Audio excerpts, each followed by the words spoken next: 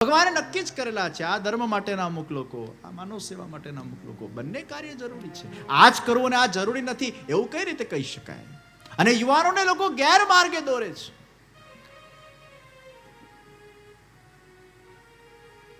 પ્રોણમલ ક્ષત્રિયને ભગવાને એ સંપત્તિ અને વિત્ત પ્રદાન કર્યું, એ મંદિર બનાવવા માટે કર્યું. એનું જન્મ જ મંદિર બનાવવા માટે થયું છે. એ ભગવાનનો દૈવી જીવ છે અને વિત્તજા સેવાના માધ્યમથી ભગવાન એને ફલરૂપા માનસી પ્રદાન કરવા જઈ રહ્યા છે. ક્યાંક એનો પણ કંઈક નાનો મોટો અપરાધ થઈ ગયો હશે, દોષ થઈ ગયો હશે, કદાચ થોડો ઘણો અહંકાર આવી ગયો હશે. ભગવાન તો કોઈનો અહંકાર ચલાવતા નથી, તરત એને તોડી કાઢે છે. કદાચ પૂર્ણમલમાં અહંકાર આવી ગયો હશે, હું મંદિર બાંધું છું, ભગવાને એની કસોટી લીધી.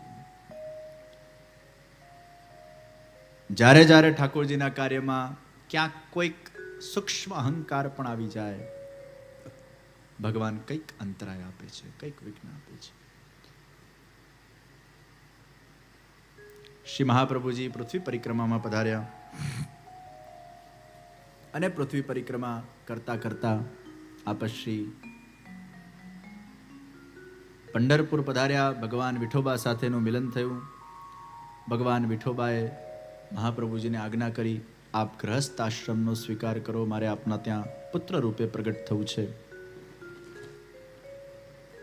બદ્રિકાશ્રમ પધાર્યા, વ્યાસાશ્રમ પધાર્યા. ભગવાન વેદવ્યાસજી સાથે શ્રી મહાપ્રભુજીની ભેટ થઈ અને ભગવાન વેદવ્યાસજીએ પણ મહાપ્રભુજીને આ જ સૂચન કર્યું, આપ ગ્રસ્તાશ્રમનો સ્વીકાર કરો.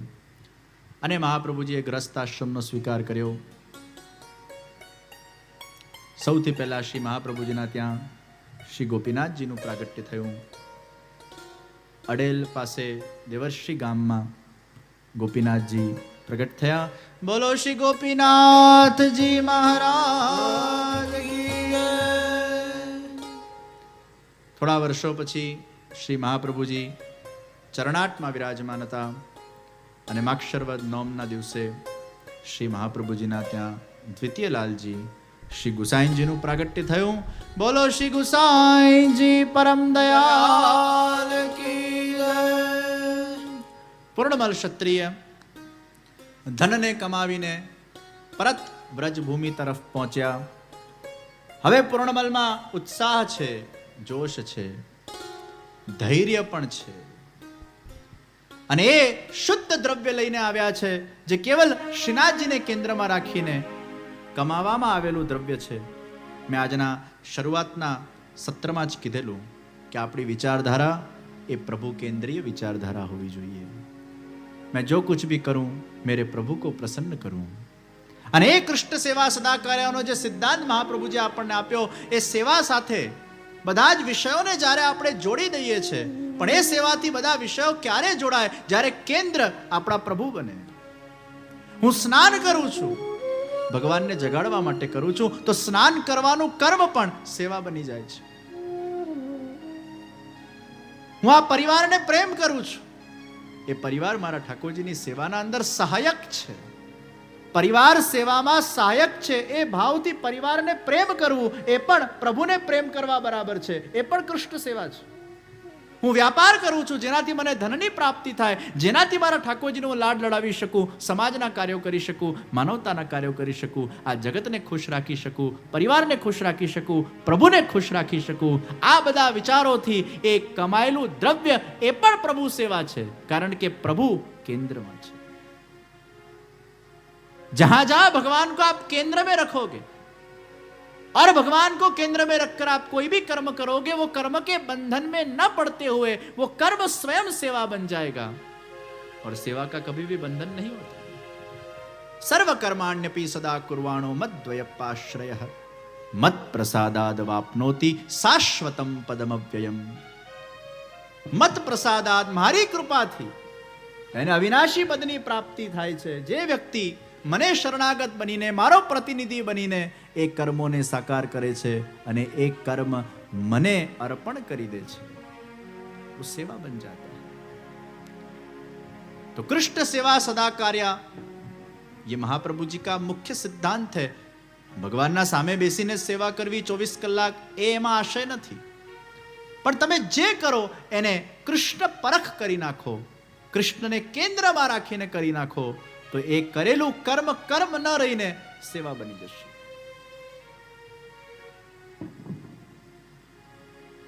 તો પૂર્ણમલમાં ઉત્સાહ, જોશ, ઉમંગ, પુરુષાર્થના સાથે ધૈર્યનો વિકાસ થયો છે. અને પુનઃ હવેલીનું એ સુંદર કાર્ય આગળ વધવા લાગ્યું. અને જોત જોતાના અંદર એ શ્રીનાથજી બાવાની દૈદીપ્યમાન, આલિશાન, દિવ્યતા અને ભવ્યતાથી સભર ગિરિરાજ બાબાના શિખર પર એ નૂતન નંદાલયનું મંગલ નિર્માણ કરવામાં આવ્યું. આખા વ્રજવાસીઓના અંદર, ઘર ઘરના અંદર શ્રીનાથજી બાબાના આ દિવ્ય મંદિરની વાતો થઈ રહી છે. એકાદ વ્રજવાસી કહેવા લાગ્યા, અરે પહેલા તો આપણા શ્યામ સુંદર આપણા ઘરે આવીને માખણ ને દૂધની યાચના કરતા હતા, હવે કદાચ આ હવેલી બંધાઈ ગઈ છે તો આપણા ઘરે નહીં પધારે. બીજા વ્રજવાસીએ કીધું, અરે આપણે તો ઠાકોરજીના તત્સુખનો વિચાર કરવાનો હોય, પ્રભુ આપણા ઘરે કદાચ ન પધારે તો આપણે પ્રભુના મંદિરે જઈને એ દૂધ અને સામગ્રી પધરાવીશું. આપણા માટે પ્રભુનું સુખ એ સૌથી મહત્વનું સુખ છે. બધા વ્રજવાસીઓના હૃદયના અંદર એ શ્રીનાથજી બાબા માટેના એ પ્રેમ અને ભાવ જાગૃત થવા લાગ્યા. અક્ષય તૃતીયાનો દિવસ આવ્યો. શ્રી વલ્લભાચાર્ય મહાપ્રભુજી, ગુસાઈજી, ગોપીનાથજી પધાર્યા. શ્રીનાથજી બાબાને પાટ ઉપર વિરાજમાન કરવામાં આવ્યા. શિખર પર ધ્વજા ચડાવવામાં આવી. કળશ સંસ્થાપિત કરવામાં આવ્યો. એ ધ્વજા ફરકી રહી છે, કળશ સ્થાપિત થઈ ગયો છે. હજારોની તાદાદમાં વ્રજવાસી એકત્રિત થયા છે, કેસરી વસ્ત્ર પરિધાન કર્યા છે. શ્રીનાથજી બાબાનો પાટોત્સવ થયો છે. સૂરદાસ, કુંભનદાસ, કૃષ્ણદાસ, પરમાનંદાસ આદિ સખાઓ એ કીર્તનોની રમઝટ બોલાવી પ્રભુની અત્યંત કૃપાથી પૂર્ણમલ ક્ષત્રિયએ ભગવાનના જ મનોરથને સુચારુ रूपથી સિદ્ધ કર્યું. भगवान ने ही स्वयं पूर्णमल क्षत्रियों को स्वप्न में आज्ञा की कि तुम जतिपुर आओ और गिरिराज बाबा के शिखर पर मेरे सुंदर मंदिर का निर्माण करो. और वो भगवद आज्ञा को शिरोधान्य करके पूर्णमल क्षत्रिय ने वित्तजा सेवा को समर्पित किया और भगवान के दिव्य मंदिर को बनाने में स्वयं ही निमित्त बने. मन रूपी रथમાં વિરાજમાન થઈને ભગવાન જે કંઈ પણ પ્રેરણા કરાવે, ઈચ્છા કરાવે, એને આપણે મનોરથ કહીએ. જ્યારે જ્યારે જીવનમાં લૌકિક ઈચ્છા થાય અને લૌકિક ઈચ્છા પરિપૂર્ણ થાય ત્યારે સમજજો એ ભગવાનની દયા છે. પણ જ્યારે જ્યારે જીવનના અંદર અલૌકિક ઈચ્છાઓ પરિપૂર્ણ બને, अलौकिक मनोरथों परिपूर्ण करे त्यारे समझो ये भगवान की कृपा है. दया का संबंध लौकिकता के साथ है और कृपा का संबंध अलौकिकता के साथ है.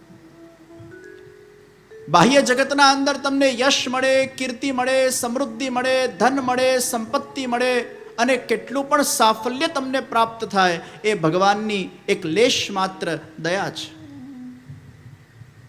પણ જ્યારે સાચા અર્થમાં ભગવાન તમને આત્મકલ્યાણના રાહ ઉપર આગળ વધારવા માટે કટિબદ્ધ બને છે ત્યારે ભગવાન તમને ક્યાંક ને ક્યાંક સત્સંગ આપે છે, સેવાના અંદર રુચિ ઉત્પન્ન કરે છે, કોઈક ને કોઈક સદગુરુનું તમને સંગ પ્રદાન કરે છે, કોઈને કોઈ સદભગવદીઓ તમારા નજીક આવી જાય છે, કોઈને કોઈ ધર્મ કાર્યના અંદર તમે પ્રવૃત્ત બનો એવું વાતાવરણ ઊભું કરે છે. यही तो भगवान की कृपा है. अलौकिकता में जब आप आगे बढ़ो ये कृपा है, लौकिकता में आगे बढ़ो ये दया है. ભગવાનના મનોરથો ભગવાન પોતે જ સિદ્ધ કરે છે અને એ જ આપણા હૃદયને મનમાં વિરાજમાન થઈને આપણને વિભિન્ન પ્રકારની પ્રેરણાઓ કરતા હોય છે. કોઈક વાર ભગવાન તમને કંઈક કહેવા માંગતો હોય આપણી એટલી તો યોગ્યતા નથી, સક્ષમતા નથી, સામર્થ્ય નથી કે ભગવાન સ્વયં પ્રગટ થઈને આપણને કંઈક કહે. તો ભગવાન કોઈકના થ્રુ આપણને કંઈક કેવડાવતા હોય છે. કોઈ વાર ભગવાન સ્વપ્નના માધ્યમથી આપણને કંઈક આજ્ઞા કરે. કોઈ વાર ભગવાન કોઈ સદગુરુના મારફતે તમને કંઈક કહેવડાવે. કોઈ વાર ભગવાન કોઈ સદભગવદીઓના સત્સંગમાંથી તમને કોઈક વિચાર આપે. કોઈક વાર ભગવાન કોઈક કથા શ્રવણ તમે કરતા હો એમાંથી તમને કંઈક સંકેત આપે. ભગવાન अपने अलग अलग आध्यात्मिक दिव्य माध्यमों के माध्यम से आपको कोई न कोई विचार कहीं न कहीं से प्रदान करते हैं. और इसलिए कहा गया, जब जब भगवत विषयों के अनुलक्ष्य उपलक्ष्य अगर आपको कोई व्यक्ति कुछ भी कहता है या आपको प्रेरित करता है तो उस विचार को उसी वक्त तिरस्कृत नहीं करना चाहिए. તમને કોઈક બેનપણીએ કીધું કે ચાલ ને આપણે નાથ દ્વારા દર્શન કરવા જઈએ, અને તમે તરત મોડા પર કહી દો, મારા પાસે ટાઈમ નથી, I can not come, it is impossible for me to come. અને તું શા માટે મને આ બધી જગ્યાએ જવાનો આગ્રહ કરે છે? તને ખબર છે ને હું કેટલી બિઝી છું, શું કામ કહે છે? આ રીતે તરછોડીને અગર આપણે કોઈ ભગવદ વિષય અનુલક્ષ્ય અગર તરત મોડા પર ના પાડી દઈએ તો એ ભગવાનનો અપરાધ કહેવાય. કારણ કે પેલા બેનપણીના મનના અંદર ક્યાંથી ઈચ્છા પ્રગટ થઈ તમને ફોન કરવાની? એ કદાચ એની ઈચ્છાથી ફોન નહોતો આવ્યો, એ કદાચ શ્યામ સુંદરનો તમારા માટેનો બોલાવો આવ્યો હતો. भगवान कभी कभी कहलवाते हैं, खुद तो कह नहीं सकते. जब जब ऐसे कोई विषय की अगर तक हमें प्राप्त होती है, अपॉर्चुनिटी अगर हमें प्राप्त होती है, बनी શકે આપણે કદાચ વ્યસ્ત હોઈએ, આપણે ન જઈ શકીએ, પણ મોડા પર મુખરતા દોષ નહીં કરવો. મોડા પર ના પાડવી એને મુખરતા દોષ કહેવાય. તો એનું બોલવાની એક પદ્ધતિ છે. અત્યારે તો બહુ અનુકૂળતા દેખાતી નથી, પણ ભગવાન ઈચ્છા કરશે તો ચોક્કસ અગર સમય અનુકૂળ બને તો મારી તો ખૂબ આવવાની ઈચ્છા છે. નાથ દ્વારા કે વ્રજમાં કે તીર્થ સ્થાનોમાં કે મંદિરે આવું કે જવું કોણે ન ગમે, પણ અત્યારે અનુકૂળતા નથી લાગતી. જો હરી ઈચ્છા કરે ને જવાય તો મારું ભાગ્ય. પણ હું તમને જણાવીશ, આ બોલવાની પદ્ધતિ થઈ. તમે કયો શબ્દ, કયો વાક્ય, કઈ રીતે બોલો છો, કયા ટોનથી બોલો છો, કયા ભાવથી બોલો છો, કયા સ્વરથી બોલો છો, એના આધારે એનું અર્થઘટન થઈ શકે. એક વાર તમે કોઈકને કહો, બે વાર કહો, પછી પાછું વારંવાર તમારે એને ધક્કો નહીં મારવો. ઘણા પાછા ફોર્સ જ કર્યા આમ પાછળ જ પડી, ચાલને ચાલને ચાલને ચાલને, એવા પાછળ પડી જાય કે પછી તમારે ન છૂટકે એને ના પાડવી પડે. એટલે સામેવાળાને પણ આપણે શા માટે અપરાધમાં નાખવું? એક વાર કીધું, બે વાર કીધું, ઇનફ. પછી એની અનુકૂળતા હશે, તમને જણાવશે, પણ વધુ ને વધુ પછી એને ધક્કો માર કરવો અને એને પાછું અસમંજસમાં મૂકવું એ યોગ્ય નથી. તો ઘણીવાર ભગવાન કોઈક સદભગવદીઓ દ્વારા તમને કંઈક કેવડાવે, ઘણીવાર ભગવાન કથાના માધ્યમથી કોઈક તમને સંકેત આપે, ઘણીવાર ભગવાન કોઈ સદગુરુના માધ્યમથી તમને કંઈક કેવડાવતા હોય, અને ઘણીવાર ભગવાન સ્વપ્નના માધ્યમથી કંઈક કેવડાવતા હોય. ભગવાનનું સ્વપ્ન આવે બહુ શુભ કહેવાય. પ્રિયજનો, 3 અવસ્થા છે: તંદ્રા, સ્વપ્ન અને નિદ્રા. તંદ્રા એટલે જ્યારે તમે આલ્ફા વેવ્સમાં છો. આપણા બ્રેનમાં 4 પ્રકારના વેવ્સ છે. When we are conscious, then we have beta waves. When the subconscious mind gets active and when we are in the meditation, dhyan, at that time we are into the alpha waves. When we sleep, we are in theta waves. And when we are unconscious, we are in delta waves. આ તંદ્રા એટલે ઊંઘ અને જાગૃતિ ના વચ્ચેની જે અવસ્થા, ન તમે સુવો છો ન તમે જાગો છો, એનો જે મિડલ સ્ટેજ છે, જ્યારે તમે એકદમ ધ્યાનસ્થ થઈ જાઓ ત્યારે તમે તંદ્રામાં હો છો. એ સ્ટેજ પર સ્થિર રહેવું બહુ અઘરું છે. યા તો તમે જાગેલા રહો યા તમે ઊંઘેલા રહો. એટલે ઘણા લોકો એ સ્ટેજ પર આમ થોડીક વાર પહોંચે પછી પાછા થેટામાં જતા રહે, ઊંઘ આવી જાય. કોઈક વાર આમ ધ્યાન કરવા બેઠા હોય અને શરૂઆતનો સ્ટેજ હોય સાધનનો અને બહુ એને પ્રેક્ટિસ ન થઈ હોય તો 2-5 મિનિટ ધ્યાન કરે પાછું ઝોકું ખાઈ લે, એ તરત આલ્ફામાંથી જતો રહે છે થેટામાં. અને ઘણી વાર જપ કરતા કરતા પણ ઝોકું આવી જાય. તો એ સ્ટેજ પર રહેવું એ ઘણીવાર બહુ કઠિન હોય છે. પણ જ્યારે આપણે સૂતા હોઈએ છીએ ત્યારે સૌથી પહેલા ધીરે ધીરે આપણે તંદ્રામાં જઈએ, પછી સ્વપ્ન સ્ટેજમાં જઈએ, પછી નિદ્રામાં જઈએ. સ્વપ્ન એ નિંદ્રાનો એક ભાગ છે, એક લેવલ છે, એક સ્ટેજ છે, એક પડાવ છે, એક સીડી છે. તો તંદ્રા પછી સ્વપ્ન આવે છે, પછી તમે નિદ્રામાં જાઓ છો અને પછી પ્રગાઢ નિદ્રા. આ 4 અવસ્થા છે આપણા ઊંઘની. તો મનોવિજ્ઞાન એવું કહે છે કે તમે અગર સ્વપ્ન સ્ટેજમાં છો એનો અર્થ છે કે તમે બરાબર ઊંઘ્યા નથી. અને બરાબર ઊંઘ ના આવી હોય તો જ સ્વપ્ન આવે. ઇંગ્લિશમાં કહેવાય છે REM, રેપિડ આઈ મૂવમેન્ટ. અને રીમ પરથી જ ડ્રીમ શબ્દ આવ્યું છે કે તમે જ્યારે સ્વપ્નમાં આવો છો ત્યારે તમારી આંખો આમ rapidly here and there, here and there, here and there. કદાચ આપણે ઊંઘતા હોઈએ અને આપણું કોઈ ઓબ્ઝર્વેશન કરે તો એને ખ્યાલ આવે કે એ સ્વપ્ન સ્ટેજમાં જ્યારે વ્યક્તિ હોય છે ત્યારે એની આંખો આમ ચારે બાજુ ફરતી હોય છે. Rapid I movement, that is REM. એના પરથી ડ્રીમ શબ્દ આવ્યો. તો તંદ્રા સ્વપ્ન, નિદ્રા. નિદ્રામાં જતા રહો તો સ્વપ્ન ના આવે, સ્વપ્ન સ્ટેજમાં જ સ્વપ્ન આવે. તો ઊંઘવાની અલગ અલગ અવસ્થા છે. ઘણા લોકો મને કે અમને તો જે સપના જ નથી આવતા. તો બહુ સારું કહેવાય, એટલે તમે બરાબર ઊંઘો છો. સપના આવે એટલે તમે બરાબર ઊંઘ્યા નથી.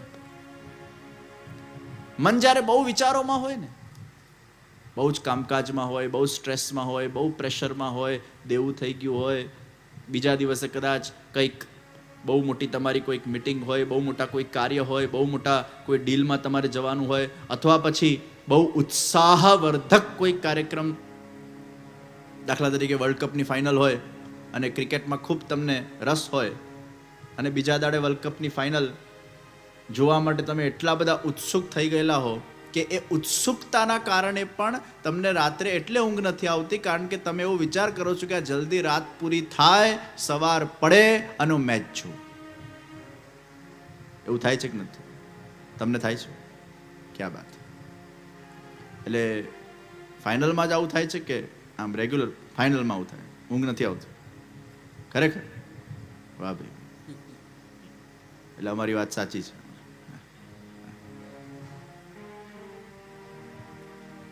આપણી પસંદીદા વસ્તુ અગર બીજા દિવસે થવાની હોય, અરે આપણને પ્રાપ્ત થવાનું હોય, તો પણ વ્યક્તિને ઊંઘ નથી આવતી. પ્રેમમાં આવું થાય. કોઈ પ્રેમમાં પડી ગયો હોય અને ચારે બાજુ પછી એ જ દેખાયા કરે, એ જ દેખાયા કરે, એ જ દેખાયા કરે, ઊંઘ જ ના આવે.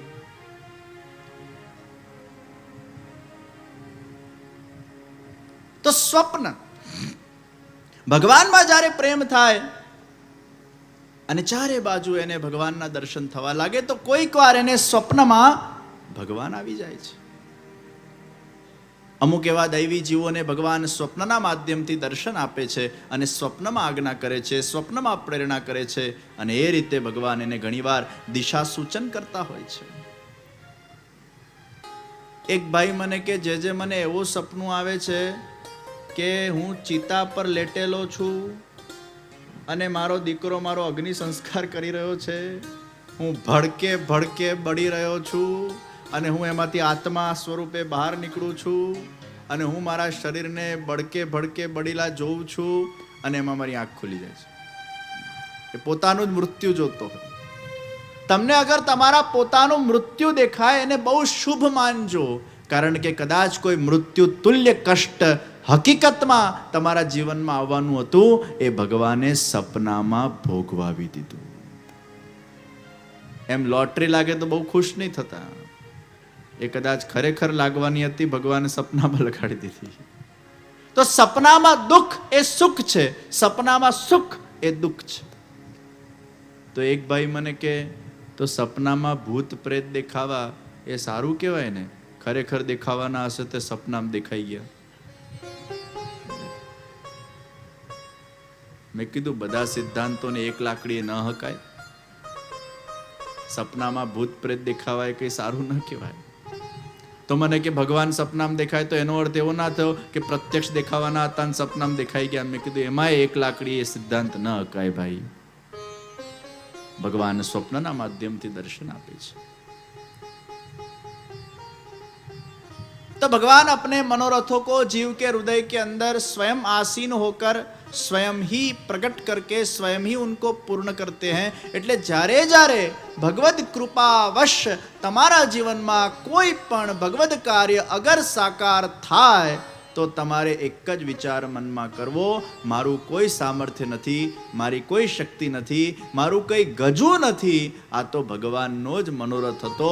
એમના કાર્યમાં એમને મને નિમિત્ત બનાવ્યા અને નિમિત્ત બનાવીને એક કાર્યને પરિપૂર્ણ કરાવ્યું. ये उनका ही मनोरथ था जो उनकी ही कृपा से परिपूर्ण हुआ है.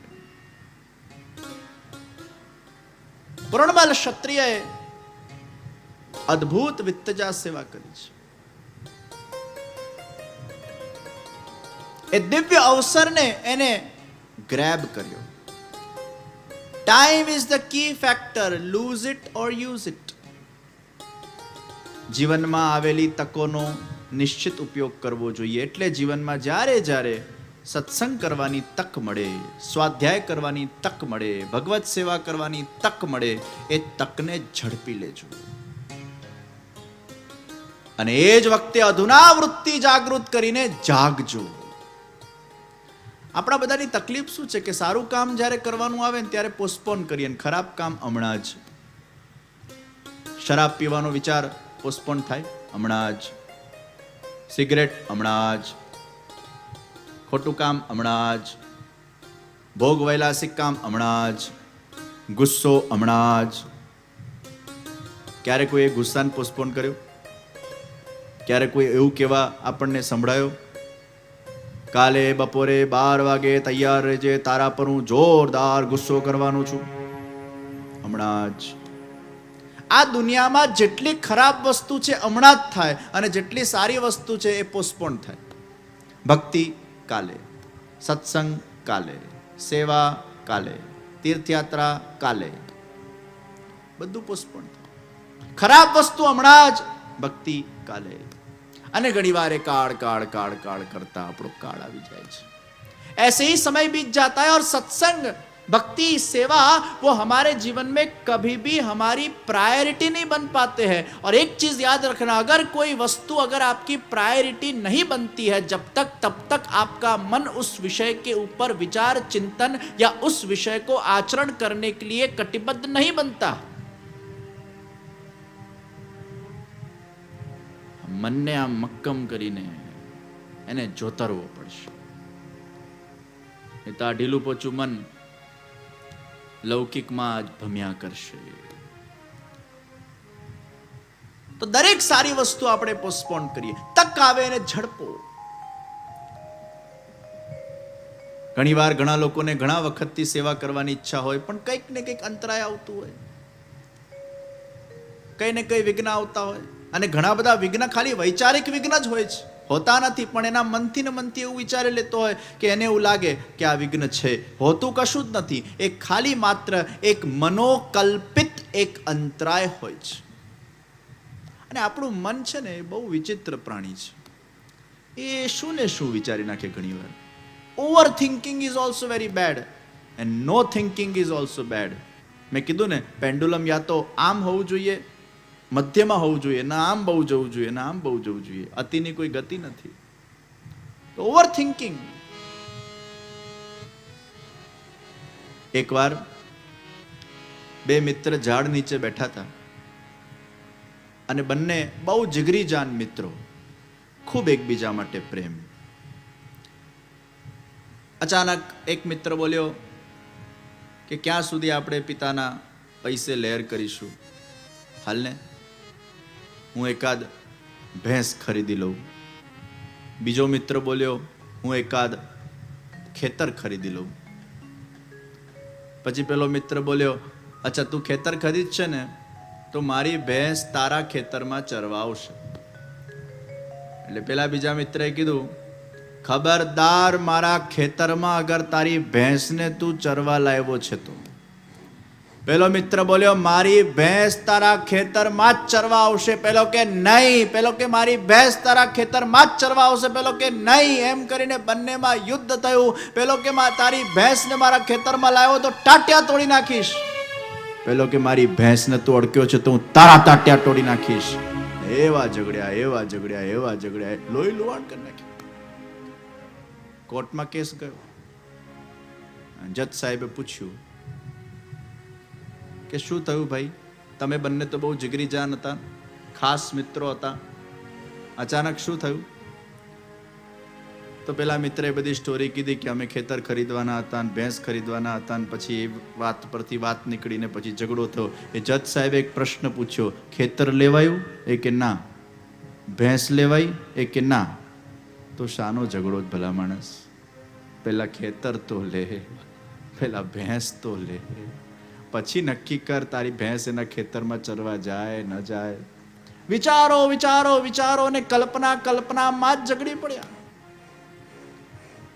ઘણીવાર પરિસ્થિતિમાં કંઈ જ હોતું નથી, પણ આપણા વિચારોમાં એટલું બધું ઓવર થિંકિંગ હોય છે અને આપણે એટલું બધું વધારે પડતું થિંક કરીએ છીએ અમુક અમુક વિષય ઉપર કે આપણા થિંકિંગના કારણે જ ઘણીવાર આપણને ઓબ્સ્ટિકલ્સ લાગતા હોય છે. ઓબ્સ્ટિકલ્સ હોતા નથી હોતા, આપણે એને બનાવતા હોઈએ છીએ. ઘણા લોકોને સેવા કરવી હોય પહેલાથી નેગેટિવ વિચારે, અમને તો સેવા કરવાની એટલી બધી ઈચ્છા છે પણ જુઓ ને આ 4 દાડામાં કોણ સેવા કરે એટલે નથી કરતા, એટલે 4 દાડાનું બહાનું કાઢ્યું. અમને તો સેવા કરવાની એટલી બધી ઈચ્છા છે પણ શું કરીએ, અમે એટલા બધા બિઝી હોઈએ છીએ ને સમય નીકળતો નથી, સમયનું બહાનું કાઢ્યું. અમે એટલા બધા બિઝી હોઈએ છીએ. અમે એક બેનજી બોલ્યા કે મને તો સેવા કરવાની બહુ ઈચ્છા છે પણ અમારા છે ને પાછળની પેઢીમાં કોઈ કરવા વાળું નથી ને એટલે પછી લાગે કોણ કરે. જાતે ને જાતે જ થોટ્સ ઊભા કરે, જાતે ને જાતે જ નેગેટિવિટી ઊભી કરે અને પછી પોતે એકવાર ઈચ્છા પણ પ્રકટ કરે, પાછું નેગેટિવ થોટ સામે મૂકી દે, એટલે ઈચ્છાને પોતે જ મારે. ખુદ ही अग्नि को प्रकट करते हैं और खुद ही उसको बुझा देते हैं. શ્રી પ્રભુને પ્યારા શ્રી યમુનાજીના લાડીલા એવા રસિક સત્સંગી વૈષ્ણવોને જે શ્રીના આ વચનામૃત ગમ્યા હોય તો આ વિડીયોને લાઈક કરજો, શેર કરજો અને કમેન્ટ બોક્સમાં જય શ્રી કૃષ્ણ જરૂર લખજો. અને અમારી ચેનલ શ્રી વલ્લભ સત્સંગને સબસ્ક્રાઈબ કરવાનું ભૂલશો નહીં. સર્વે વહાલા વૈષ્ણવોને ભાવથી જય શ્રી કૃષ્ણ.